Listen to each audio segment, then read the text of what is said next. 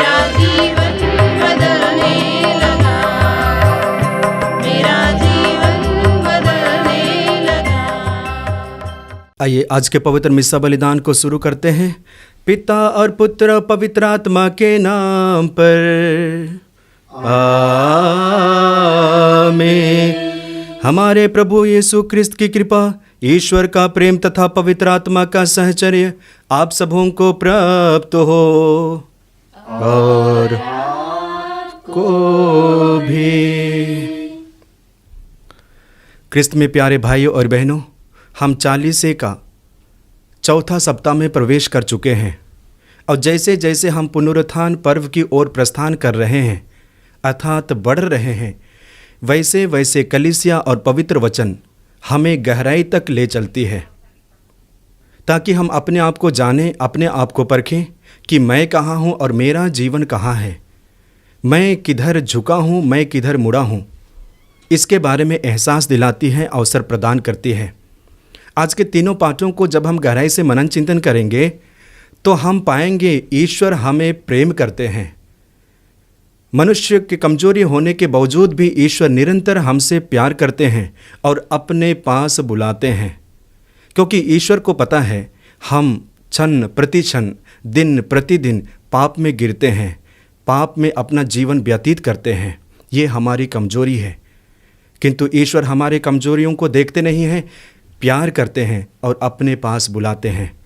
तो जैसे कि हम इस पवित्र मिस्सा बलिदान में भाग ले रहे हैं, आइए हम अपने आप को देखें, अपने आप को जांचें कि क्या मैं अपने मन, विचार, कर्म, जुबान से पाप किया हूँ, की हूँ। यदि हाँ, तो उनके प्रति पश्चाताप करें और क्षमा याचना का गीत गावें।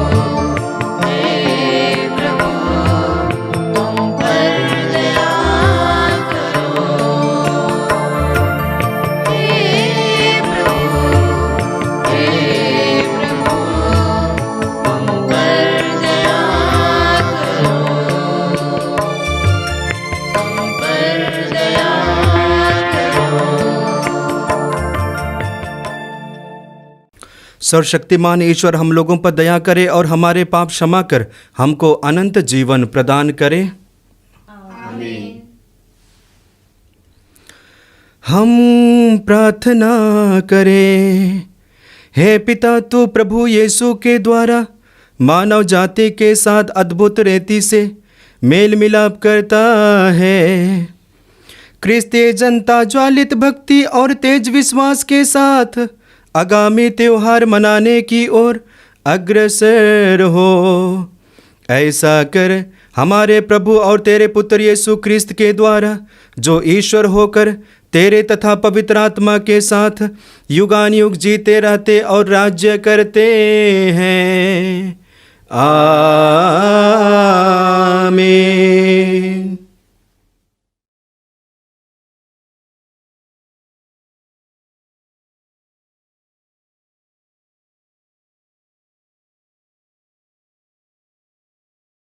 चालीसे का चौथा इतवार।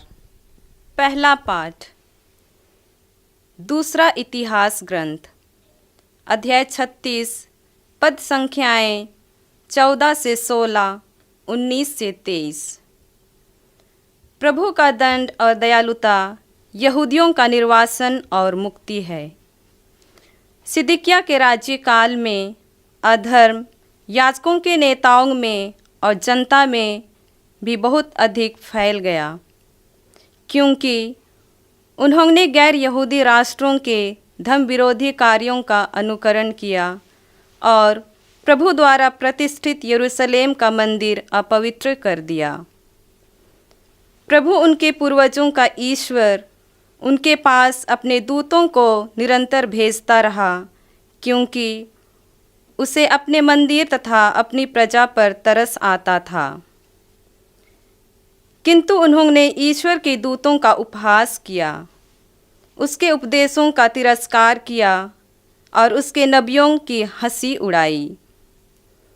अंत में ईश्वर का क्रोध अपनी प्रजा पर फूट पड़ा और उससे बचने का कोई उपाय नहीं रहा।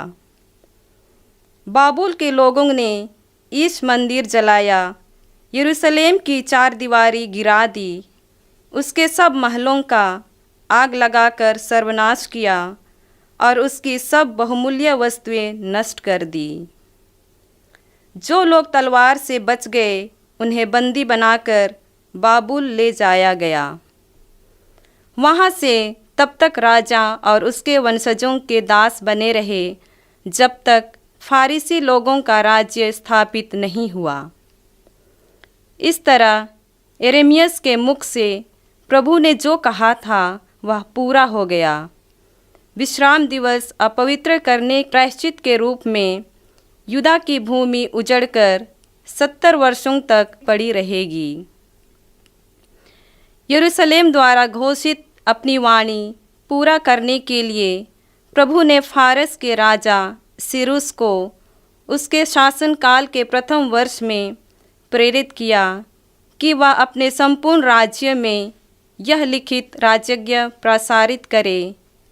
फारस का राजा सिरूस कहते हैं, प्रभु स्वर्ग के ईश्वर ने मुझे पृथ्वी के सब राज्य प्रदान किए और उसने मुझे यहूदिया के यरूशलेम में एक मंदिर बनवाने का आदेश दिया है। ईश्वर ने उनके साथ रहे जो तुम लोगों में उसकी प्रजा का सदस्य है। वे लोग यरूशलेम की ओर प्रस्थान करें। यह प्रभु की वाणी है। ईश्वर को धन्यवाद। बोलो जय मिलकर जय, बोलो जय यीशु की जय, बोलो जय मिलकर जय, बोलो जय यीशु की जय, बोलो जय जय जय, जय मिलकर जय, बोलो जय यीशु की जय, बोलो जय मिलकर जय, बोलो जय यीशु की जय, बोलो जय जय जय। क्रूस पर अपना खून बहाया, मुझ पापी को दी शिफा। क्रूस पर अपना खून बहाया, मुझ पापी को दी शिफा। मन मेरे तू बोल सदा, मन मेरे तू बोल सदा। बोलो जय मिलकर जय, बोलो जय यीशु की जय, बोलो जय मिलकर जय, बोलो जय यीशु की जय, बोलो जय जय जय, बोलो जय मिलकर जय, बोलो जय यीशु की जय, बोलो जय मिलकर जय, बोलो जय यीशु की जय, बोलो जय जय जय।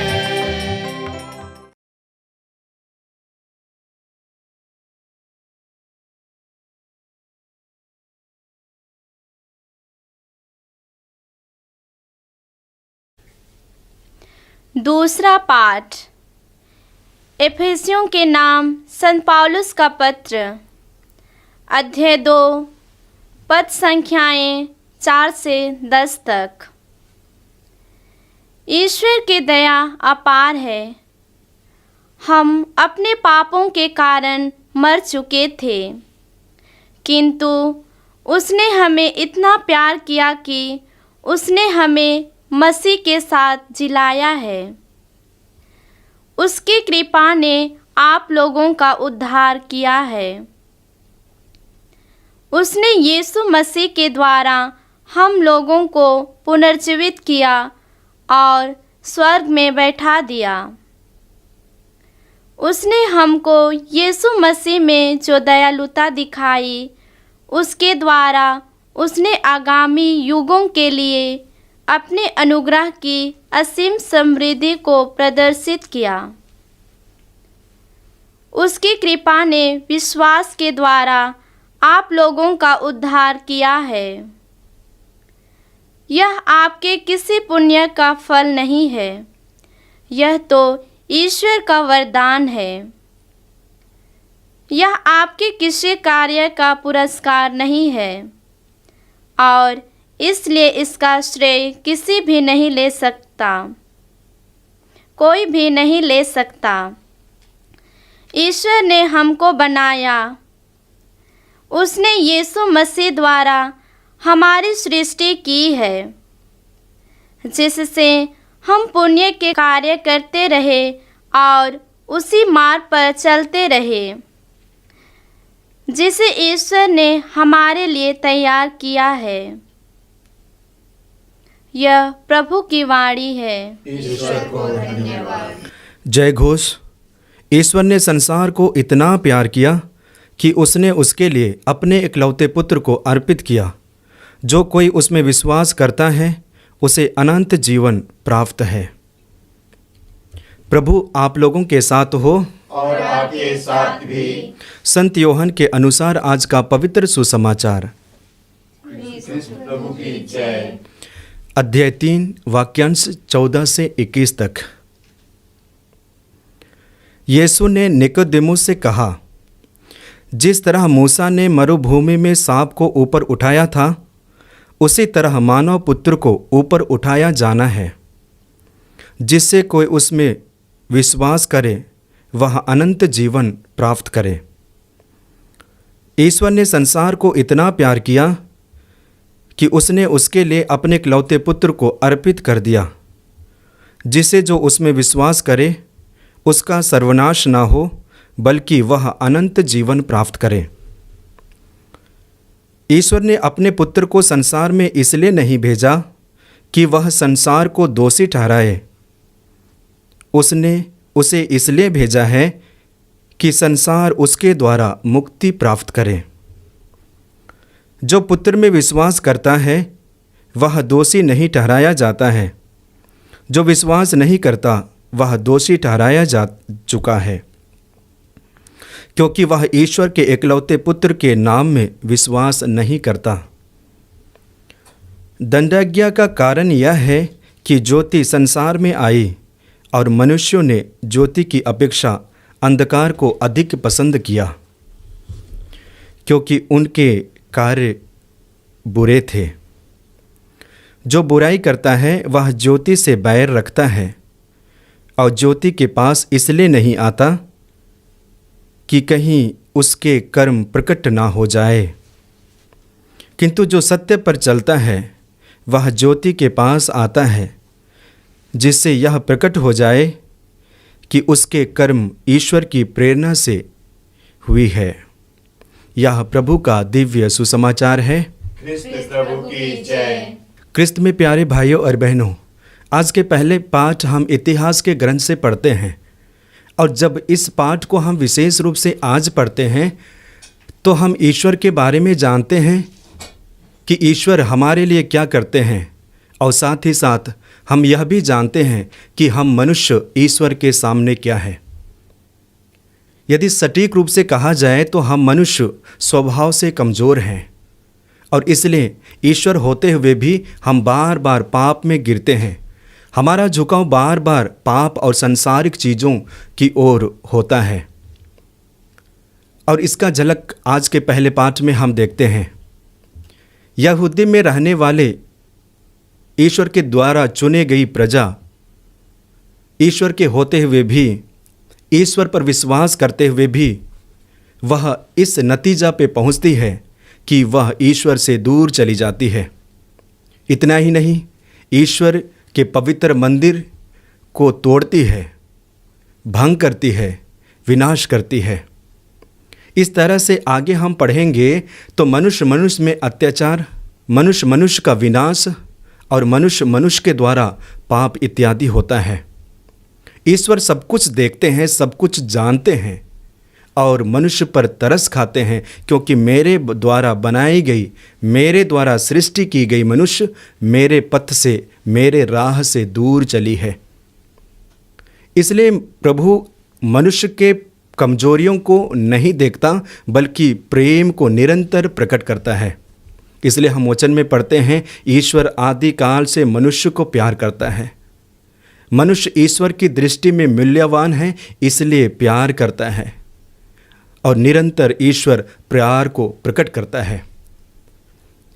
लेकिन मनुष्य इस बात को नहीं एहसास कर पाता है कि ईश्वर निरंतर मनुष्य को प्यार करता है और इसलिए उनका झुकाव संसार और सांसारिक चीज़ों पर होता है। आज के पहले पाठ में हम लोगों ने सुना कि कुछ लोग यरूशलेम के मंदिर को तोड़ा, मंदिर में रहने वाले लोगों को पीटा, हत्या की, अत्याचार किया। इतना ही नहीं, वे मूर्ति पूजक बने, अन्य देवी देवताओं की उपासना की, सच्चे परमेश्वर को त्यागे, सच्चे परमेश्वर को छोड़े जिन्होंने उनको चुना और अपनी प्रजा के रूप में नियुक्त किया था। पाठ के द्वारा हमारे लिए संदेश क्या है? हम जैसे ही ईश्वर पर विश्वास करते हैं, ईश्वर के हो जाते हैं, ईश्वर का आत्मा हमारे जीवन में क्रियाशील होता है, क्रियाशील रहता है, कार्य करता है। इस बात को एहसास कर नहीं पाते हैं और इसलिए हम अंधकार में जीवन जीते हैं, अंधकार में जीवन जीते हैं।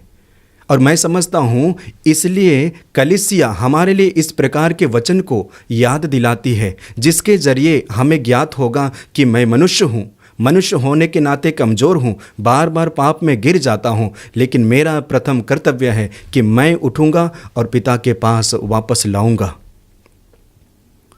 प्रथम पाठ के द्वारा हमें यह दिखाई देता है कि ईश्वर का प्रेम मनुष्य के लिए है और इसलिए ईश्वर ने देखा कि मनुष्य विनाश के कगार पर है, मनुष्य मृत्यु के कगार पर है, फिर भी उन्होंने प्यार किया और उन्हें बचाने के लिए नबियों को चुनते हैं, नबियों को भेजते हैं ताकि नबी जनता के पास में जाए, प्रभु का वचन को सुनाए और पुनः भटके हुए मार्ग से वापस लेके आए। ये ईश्वर नबियों को प्रबंध करते हैं। क्यों करते हैं? क्योंकि ईश्वर मनुष्य से प्यार करता है, ईश्वर हमसे प्यार करता है। तो क्रिस्त में प्यारे भाइयों और बहनों, हमें भी एहसास करना पड़ेगा कि जब हम पाप में गिरते हैं, ईश्वर हमें छोड़ते नहीं हैं। इसलिए वचन में भी हम देखते हैं प्रभु हमारे पापों को अनदेखा नहीं करते हैं, हमारे पापों को अनदेखा नहीं करते हैं, यानी कि और हमारे पापों का लेखा नहीं कर लेते हैं, बस प्यार ही प्यार करते हैं और इसलिए पास बुलाते हैं, मेरे पास आओ, मेरे पास आओ। आइए हम एहसास करते हैं प्रथम पाठ के द्वारा कि हमें ईश्वर के पास लौटना है, ईश्वर के प्रेम को पहचानना है, क्योंकि ईश्वर हमें सबसे ज़्यादा प्यार करते हैं। नबी एजेकियल के ग्रंथ अध्याय 34 वाक्य 11 में पढ़ते हैं, प्रभु स्वयं कहते हैं कि मैं अपनी भेड़ों की सुधि लूँगा और उनका देख रेख करूँगा। मैं अपनी भेड़ों की स्वयं सुधि लूँगा, उनका देख रेख करूँगा। आगे हम पढ़ते हैं नबी एजेकियल के ग्रंथ अध्याय 34 वाक्य 12 में पढ़ते हैं, खोए हुए भेड़ों को जिस तरह गड़ेरिया ढूंढता है, उसी तरह मैं अपनी भेड़ें खोजने जाऊँगा। ये प्रभु कहते हैं, यानी कि एक गड़ेरिया जब उनका भेड़ खो जाता है तब तक ढूंढता है, तब तक पीछे जाता है जब वह उसे नहीं पाता और वापस नहीं ले आता। ठीक उसी प्रकार उससे भी ज़्यादा ईश्वर हमें प्यार करते हैं और विशेष करके इस 40 के काल में ईश्वर हमें इसी बात को एहसास दिलाता है, मेरे पुत्र, मेरे पुत्री, मैं तुम्हें कितना प्यार करता हूँ, कितना प्यार करता हूँ। आइए हम विश्वास करते हैं कि सचमुच में ईश्वर हमें प्यार करते हैं, ईश्वर हमारी देखभाल करते हैं। नबी एजेकियल के ग्रंथ अध्याय 34 वाक्य 16 में पुनः हम पढ़ेंगे, प्रभु कहते हैं, जो भेड़ें खो गई है मैं उन्हें वापस लेके आऊँगा, जो भेड़ें घायल हो गई है मैं उनके घावों पर पट्टी बांधूंगा, जो भेड़ें बीमार हैं मैं उन्हें चंगा करूँगा और जो मोटी और भली चंगी है मैं उनका देख रेख करूँगा। ये प्रभु कहते हैं। प्रभु क्यों कहते हैं कि जो भेड़ें भटक गई है मैं उन्हें वापस लेके आऊँगा? हम मनुष्य भेड़ हैं, हम मनुष्य भटक जाते हैं, हम मनुष्य अलग अलग राह को अपनाते हैं, हिंसा, ईर्ष्या, द्वेष, अत्याचार, पाप, हत्याएं, इस तरह के राहों को अपनाते हैं। इस तरह के राहों पर चलते हैं, लेकिन प्रभु कहते हैं मेरी भेड़ें इन सारी राहों में खो गई है, मैं जाकर पुनः वापस लेके आऊँगा। ये वादा ईश्वर हमसे करते हैं। आगे प्रभु ने कहा कि जो भेड़ें घायल हो गई है, मैं उनके घावों पर पट्टी बांधूंगा। घायल अर्थात क्या है? हम मनुष्य सांसारिक चीज़ों, सांसारिक माया मोह के द्वारा जकड़े जाते हैं, बंधन में पड़ जाते हैं, बंधन के द्वारा तोड़े जाते हैं, बंधन के द्वारा हम हीन में आ जाते हैं। ईश्वर कहते हैं मैं उनके घावों पर पट्टी बांधूंगा, मैं उनके घावों पर पट्टी बांधूंगा और उन्हें चंगाई दूंगा, स्वस्थ करूंगा। मैं समझता हूँ जिन संसार में हम रहते हैं अच्छाइयाँ जरूर हैं, जिन संसार में हम रहते हैं अच्छे लोग जरूर हैं, उनके साथ साथ शैतान के कार्य भी कार्यरत हैं। जितना ज़्यादा हम धार्मिकता में बढ़ते हैं उतना ही ज़्यादा हम परेशान में अर्थात बंधन और प्रलोभन में पड़ते हैं। प्रभु कहते हैं कि मैं तुम्हारे घावों पर पट्टी बांधूंगा, मैं तुम्हारे रोगों को दूर करूंगा, मैं तुम्हारे समस्याओं को दूर करूंगा, क्योंकि मैं तुम्हें प्यार करता हूँ।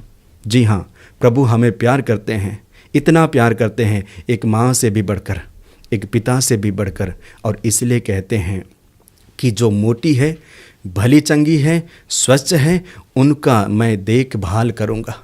हर एक व्यक्ति को ईश्वर देखभाल करते हैं। जो धर्म के मार्ग पर चलते हैं, सत्य के मार्ग पर चलते हैं, ईश्वर उनके विश्वास को और मजबूत करते हैं, और गहराई तक ले जाते हैं। ठीक उसी प्रकार जो मनुष्य भटक जाते हैं, उनके पीछे में जाते हैं और तब तक खोजते हैं जब तक उन्हें मिल नहीं जाते हैं। ये ईश्वर का प्रेम है। हम लोग देखते हैं सुसमाचार में, लूकस के सुसमाचार अध्याय 19 वाक्य 10 में, जो खो गया था मानव पुत्र उसी को ढूंढने और बचाने आया है। जी हाँ, सचमुच में ईश्वर और ईश्वर का पुत्र हम खोए हुए मनुष्य को बचाने आए हैं। तो प्रथम पाठ के द्वारा हमें यही संदेश है कि हम मनुष्य गिरते हैं, ईश्वर हमें उठाते हैं। हम मनुष्य विचलित हो जाते हैं, तितर वितर हो जाते हैं, ईश्वर हमें एकत्र करते हैं। हम मनुष्य पाप करते हैं, किंतु ईश्वर प्रेम को प्रकट करते हुए अपने पुत्र यीशु मसीह के द्वारा हमें बचाते हैं और हमारे पापों को क्षमा दिलाते हैं। ये संदेश प्रथम पाठ के द्वारा हमें मिलता है। आज के दूसरे पाठ में हम पढ़ेंगे तो संत पौलुस के पत्र इफिसियों को लिखा गया है, और उसमें हम विशेष रूप से इस बात पर मनन चिंतन करते हैं कि मनुष्य जिंदा तो जरूर है, किंतु जब जब वह पाप करता है वह मृत्यु को स्वीकारता है। जब जब मनुष्य पाप और अपराध को स्वीकारता है, अपराध में जीवन जीता है, जीते हुए भी वह मृतक के समान है, मृतक के सदृश है। ये संत पौलुस बताते हैं। इसलिए हम पढ़ते हैं इफिसियों के नाम पत्र अध्याय 2 वाक्य 1 में। वहाँ पे संत पौलुस विश्वासियों को कहते हैं, आप अपने अधर्म और पापों के द्वारा मर गए थे।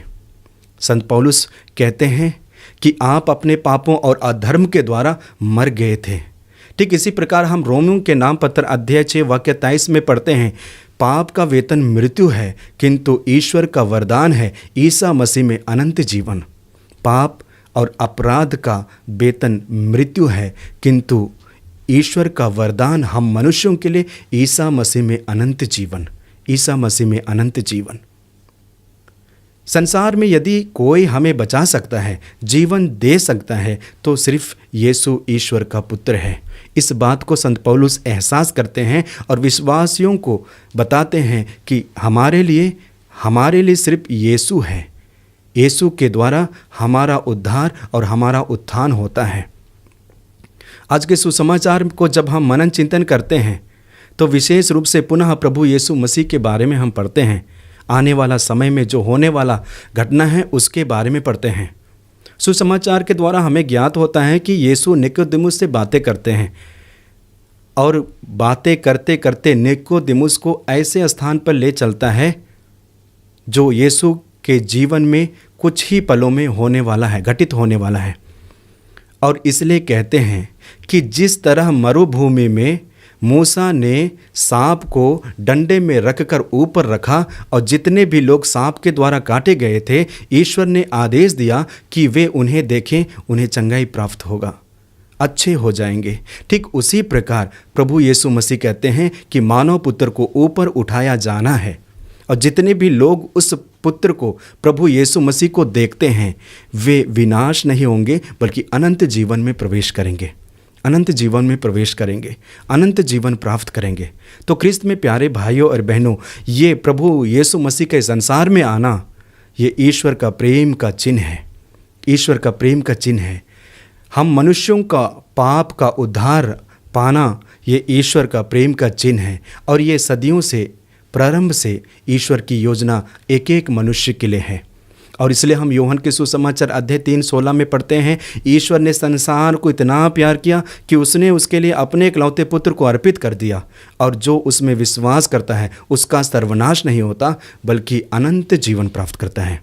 आगे हम यूहन्ना के सुसमाचार अध्याय 3 वाक्य 17 में पढ़ते हैं, वहाँ पे लिखा गया है कि ईश्वर अपने इकलौते पुत्र को इस संसार में इसलिए नहीं भेजा कि वह संसार को दोषी ठहराए, बल्कि संसार को मुक्ति दिलाए। ये ईश्वर का प्रेम का चिन्ह है। तो ख्रिस्त में प्यारे भाइयों और बहनों, कि जैसे हम 40 के चौथा सप्ताह में प्रवेश कर चुके हैं, और वचन के द्वारा, कलीसिया के द्वारा हमें यही इंगित मिलता है कि हम अपने आप को जाने, परखें कि मेरा जीवन कैसा है। ईश्वर के प्रेम पर मनन चिंतन करें, अपने कमजोरी पर मनन चिंतन करें, पापमय जीवन पर मनन चिंतन करें, उड़ाऊ की पुत्र की तरह उसे छोड़े, त्यागे, निर्णय ले और अपने आप से कहें कि मैं मेरे पिता के पास वापस लौटूंगा, मैं मेरे पिता के पास वापस जाऊंगा। आइए कुछ पल अपनी आंखों को बंद करें, प्रभु से आशीष मांगे कि ईश्वर हमारे साथ रहे, यीशु हमारे साथ रहे। जैसे जैसे हम पुनरुत्थान पर्व की ओर प्रस्थान करते हैं, आगे बढ़ते हैं, हम अपने आप को पूर्ण रूप से तैयार कर सकें ताकि पुनरुत्थान का त्यौहार अच्छी तरह मना सकें। आइए हम अपने विश्वास को प्रकट करते हुए प्रेरितों का धर्मसार एक साथ बोले। मैं स्वर्ग और पृथ्वी के सृजनहार सर्वशक्तिमान पिता परमेश्वर पर विश्वास करता हूँ और उसके इकलौते पुत्र हमारे प्रभु यीशु ख्रिस्त पर, जो पवित्र आत्मा के द्वारा गर्भ में पड़ा, कुंवारी मरियम से जन्म लिया, पुन्तियुस पिलातुस के समय दुख उठाया, क्रूस पर ठोका गया, मर गया, गाड़ा गया, लिम्बुस में उतरा, तीसरे दिन मुर्दों में से जी उठा, स्वर्ग पर गया, सर्वशक्तिमान पिता परमेश्वर की दाहिने ओर विराजमान है, वहाँ से जीवित और मृतकों का न्याय करने को आएगा। मैं पवित्र आत्मा, पवित्र कैथोलिक कलीसिया, धर्मियों के संबंध, पापों की क्षमा, देह का पुनरुत्थान और अनंत जीवन पर मैं विश्वास करता हूँ। आमीन। प्यारे भाइयों और बहनों, तपस्या करने का समय आ गया है। हम पिता ईश्वर से विनय करें कि वह इस पुण्य काल में हमारी सहायता करे। आपका जवाब, हे पिता हमारी प्रार्थना सुन। हे पिता हमारी प्रार्थना सुन। हे पिता परमेश्वर, आज हम हमारे संत पिता फ्रांसिस, हमारे धर्माध्यक्षों और पुरोहितों के लिए प्रार्थना करते हैं कि वे अपने निस्वार्थ जीवन द्वारा सभी विश्वासियों को अच्छा जीवन जीने के लिए प्रेरित कर सके। इसके लिए हम प्रार्थना करें। हे पिता हमारी प्रार्थना सुन। हे पिता परमेश्वर, आज हम भारत के सभी ख्रिस्त भक्तों के लिए प्रार्थना करते हैं जो सांसारिक प्रलोभनों में जकड़ गए हैं।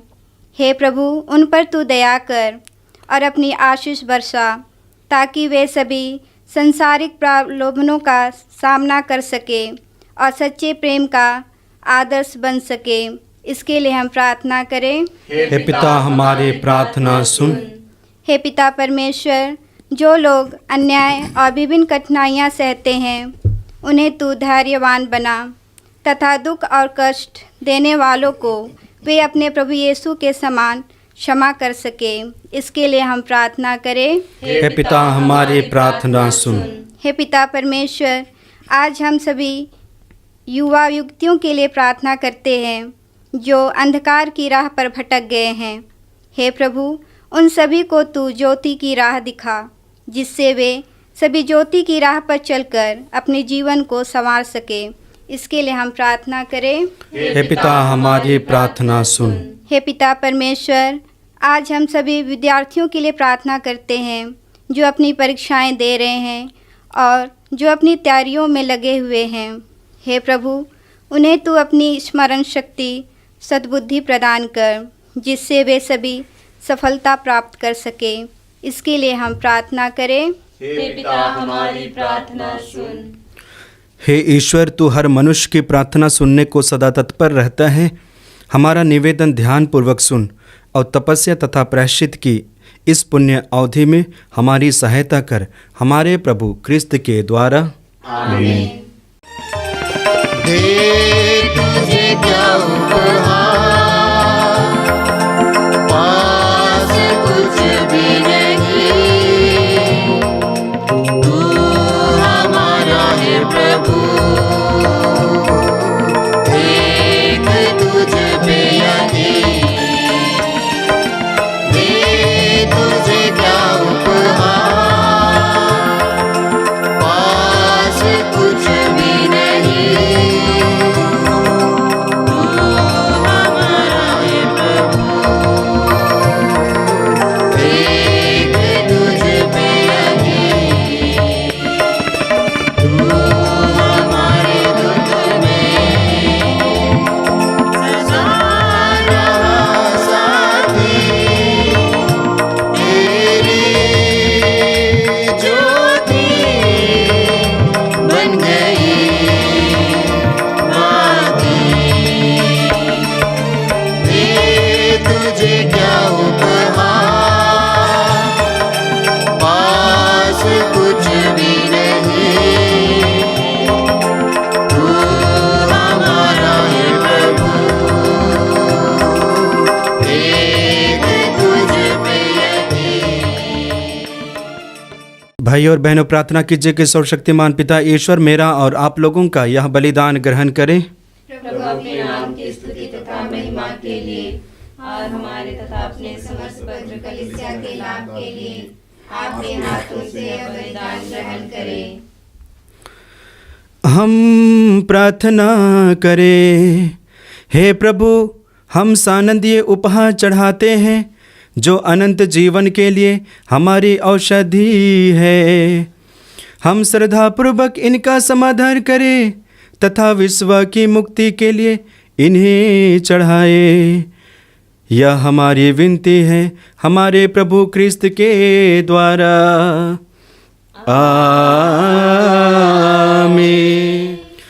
प्रभु आप लोगों के साथ हो और आपके साथ भी प्रभु में मन लगाइए। हम प्रभु में मन लगाए हुए हैं। हम अपने प्रभु परमेश्वर को धन्यवाद दे, या उचित और आवश्यक है। हे पूज्य पिता, यह परम उचित है, हमारा कर्तव्य तथा कल्याण है कि हम सदा और सर्वत्र अपने प्रभु क्रिस्त के द्वारा तुझे धन्यवाद दें। इन्होंने अंधकार में भटकते मानव के समक्ष शरीर धारण कर रहस्य प्रकट कर उसे विश्वास का दिव्य आलोक प्रदान किया। इन्होंने आदम के पतन के कारण पाप की दास्ता में जन्म लेने वालों का पाप कलंक स्नान संस्कार के द्वारा मिटाकर उन्हें अपने दत्तक पुत्र पुत्रियां बना लिया है। इसी कारण आकाश और पृथ्वी नूतन गान से तेरी आराधना करते हैं और हम भी असंख्य दूतों के संग तेरे यश की घोषणा करते हैं। पावन अति पावन ईश्वर, पावन तेरा नाम, धरती अंबर में गूंजे प्रभुवर तेरा नाम। पावन अति पावन ईश्वर, पावन तेरा नाम, धरती अंबर में गूंजे प्रभुवर तेरा नाम। स्वर्ग धरा के कोने कोने गूंजे तेरा नाम। परमेश्वर की महिमा गरिमा फैले तीनों धाम। पावन अति पावन ईश्वर, पावन तेरा नाम, धरती अंबर में गूंजे प्रभुवर तेरा नाम। पावन अति पावन ईश्वर, पावन तेरा नाम, धरती अंबर में गूंजे प्रभुवर तेरा नाम। धन्य है जो आता है परमेश्वर के नाम। परमेश्वर की महिमा गरिमा फैले तीनों धाम। पावन अति पावन ईश्वर,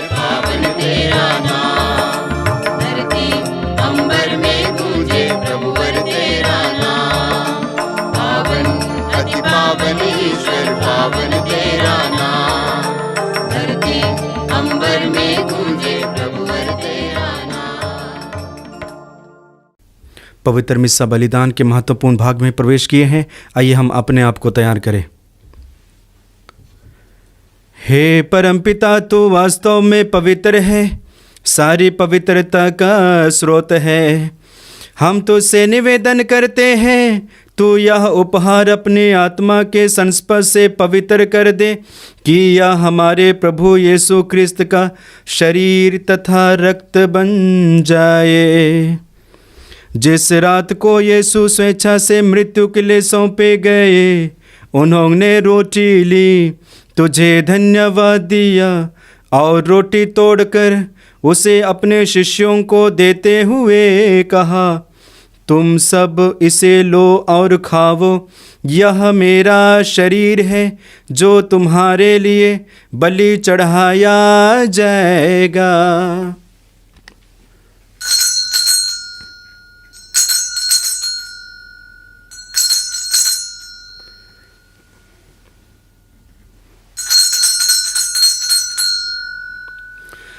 ऐसी भांति भोजन के बाद उन्होंने कटोरा लिया, तुझे धन्यवाद दिया और उसे अपने शिष्यों को देते हुए कहा, तुम सब इसे लो और पियो, यह मेरे रक्त का कटोरा है, नवीन और अनंत व्यवस्थान का रक्त, जो तुम्हारे और बहुतों के पापों की क्षमा के लिए बहाया जाएगा।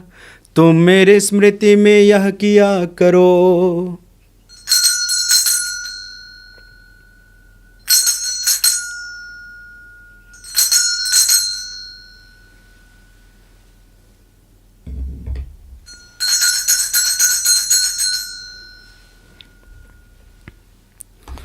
यह है हमारे विश्वास का रहस्य। ख्रिस्त प्रभु मर गए, ख्रिस्त प्रभु जी उठे, ख्रिस्त प्रभु महिमा के साथ फिर आएंगे। हे परमपिता, यह आज्ञा मानकर हम अपने प्रभु की मृत्यु और पुनरुत्थान की स्मृति में तुझे जीवन की रोटी और मुक्ति का कटोरा चढ़ाते हैं।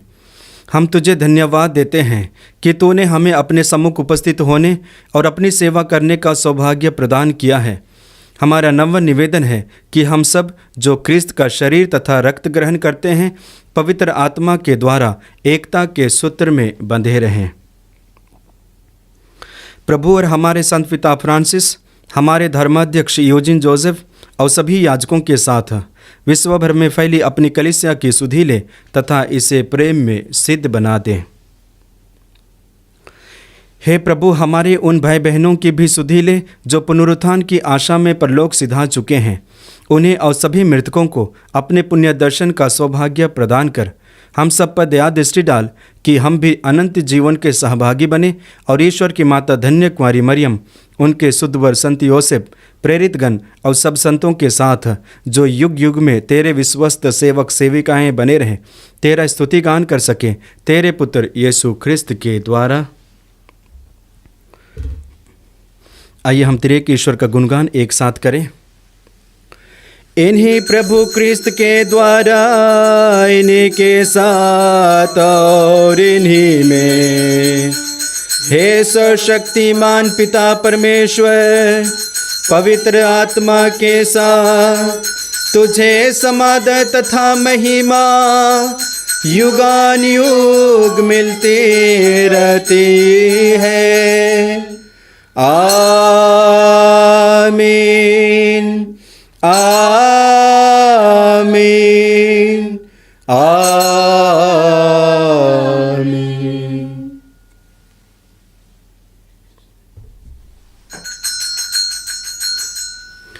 आइए हम प्रभु यीशु मसीह के द्वारा सिखाई गई सुंदर प्रार्थना को एक साथ बोलें। हे हमारे पिता जो स्वर्ग में है, तेरा नाम पवित्र माना जाए, तेरा राज्य आवे, तेरी इच्छा जैसे स्वर्ग में है वैसे इस पृथ्वी पर भी पूरी हो। हमारा प्रतिदिन का आहार आज हमें दे और हमारे अपराध हमें क्षमा कर जैसे हम भी अपने अपराधियों को क्षमा करते हैं, और हमें परीक्षा में ना डाल परंतु बुराई से बचा। आमीन। हे प्रभु, हम तुझसे प्रार्थना करते हैं सभी बुराइयों से हमें बचा और इस जीवन में हमें कृपा पूर्वक शांति प्रदान कर। हम तेरी दया से सदा पाप से दूर और हर विपत्ति से सुरक्षित रहें और उस दिन की प्रतीक्षा करते रहें जब हमारे मुक्तिदाता यीशु ख्रिस्त फिर प्रकट होकर हमारी मंगलमय आशा पूरी करेंगे।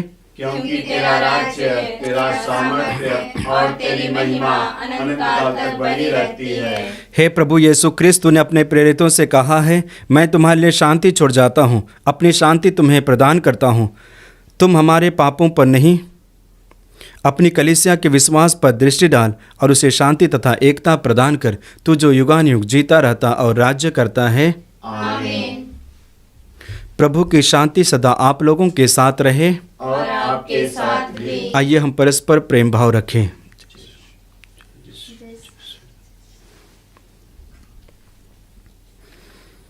हे ईश्वर, मेमने जो संसार के पाप लेता है, हम पर दया कर। हे ईश्वर के मेमने जो संसार के पाप लेता है, हम पर दया कर।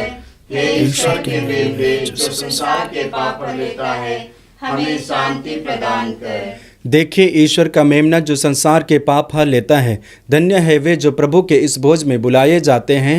हे प्रभु, मैं इस योग्य नहीं कि आप मेरे यहाँ आए, किंतु एक ही शब्द कह दे और मेरी आत्मा चंगी हो जाएगी।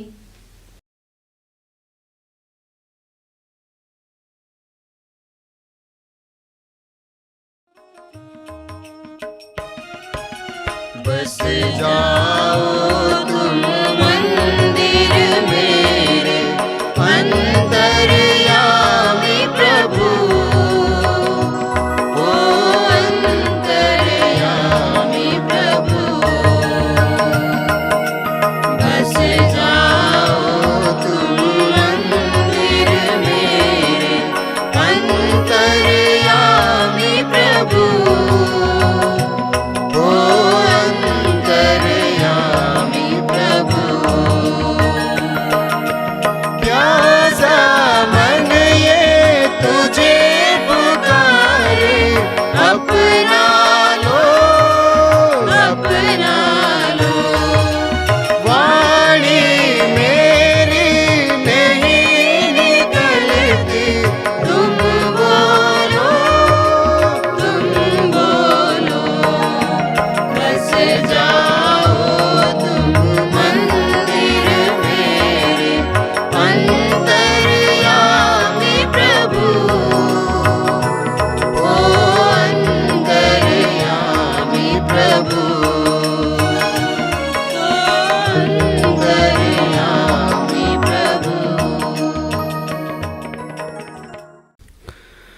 हम प्रार्थना करें। हे ईश्वर, तू इस संसार में आने वाले प्रत्येक मनुष्य को ज्योति प्रदान करता है। तू अपनी कृपा के आलोक से हमारा हृदय ज्योतिर्मय कर दे कि हमारे विचार सदा तेरे योग्य हो और हम सच्चे हृदय से तुझे प्यार करें। हम यह प्रार्थना करते हैं अपने प्रभु क्रिस्त के द्वारा। आमीन। विशेष आशीष पाने के लिए कृपया सिर झुकाइए। हे परमेश्वर, अपनी प्रार्थियों पर दया दृष्टि कर तथा दुर्बलों को सबल बना दें। इस मर्त्य लोक के अंधकारमय पथ पर अपने प्रकाश से हम यात्रियों का मार्गदर्शन कर। इस तरह तेरी कृपा से सभी बुराइयों से मुक्त होकर हम परम ज्योति तक पहुँच सकें। हमें यह वर दे हमारे प्रभु ख्रिस्त के द्वारा। आमीन। प्रभु आप लोगों के साथ हो और आपके साथ भी। सर्वशक्तिमान ईश्वर पिता और पुत्र और पवित्र आत्मा आप सबों को आशीर्वाद प्रदान करे। आमीन। आप लोग विदा लें, क्रिस्त की ज्योति जलाए। ईश्वर को दो धन्यवाद।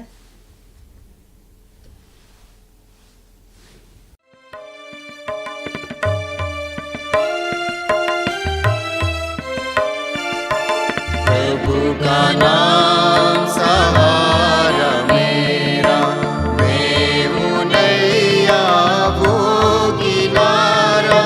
प्रभु का नाम सहारा मेरा, प्रभु का